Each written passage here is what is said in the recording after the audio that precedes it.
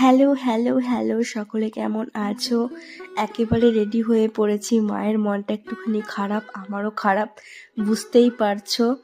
যাচ্ছি হচ্ছে বাড়িতে। মানে এতদিন বাপের বাড়িতে ছিলাম, এখন শ্বশুর বাড়িতে যাওয়ার পালা। প্রায় 1 মাস থেকেছি এখানে, তো ফাইনালি চলে যাচ্ছি। যেহেতু কাছাকাছি সেজন্য একাই যাচ্ছি টোটোয় করে। বাপের বাড়ি থেকে যাওয়ার সময় প্রতিটা মেয়েরই মন খারাপ হয়, তেমন আমারও মন খারাপ হচ্ছে। আরও বিশেষ করে তোমাদের দাদাভাই বাড়িতে নেই তো, পুরো একা একা খুব খারাপ লাগে। সে কারণের জন্য আরও বেশি করে কষ্ট হচ্ছে। ভাবছি এতগুলো দিন কি করে পার করব।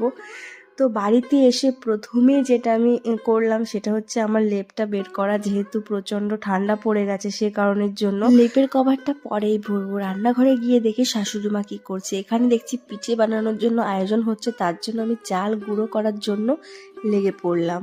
এর পরের ব্লগে দেখাবো কি কি পিঠে বানাই। টাটা।